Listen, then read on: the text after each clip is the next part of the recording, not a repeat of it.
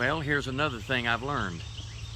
After I put it in God's hand, if I take it out, I mess everything up again. Let me ask you a question. Why did you take it out of God's hand? You committed it to Him.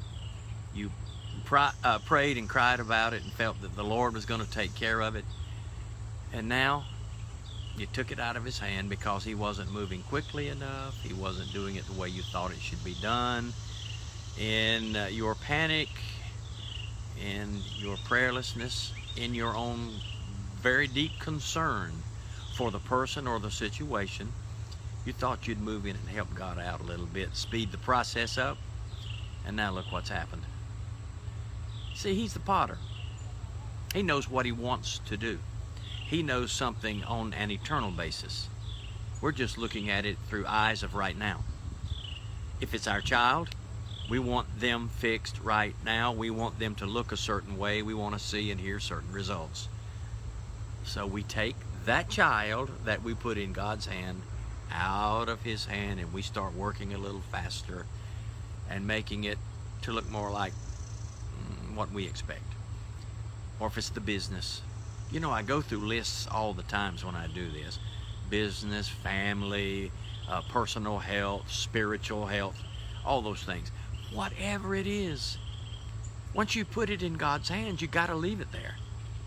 He is the potter. And you cannot be taking things, the clay, whatever He's working with, the mud, out of God's hand, thinking that you can do it quicker and better. It always gets worse.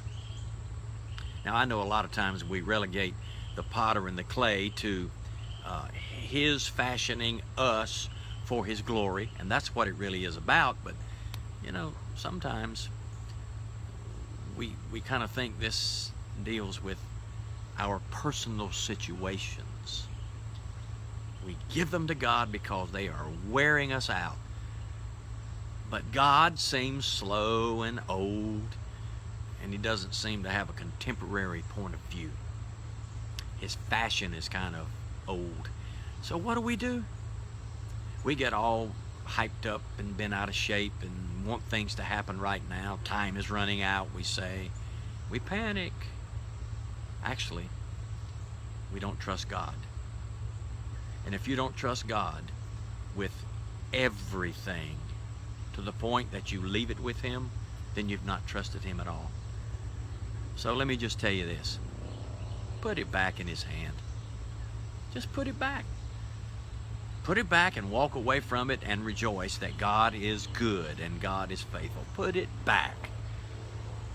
If it's that child you love more than life itself, put it back in God's hand. Put Him back in God's hand.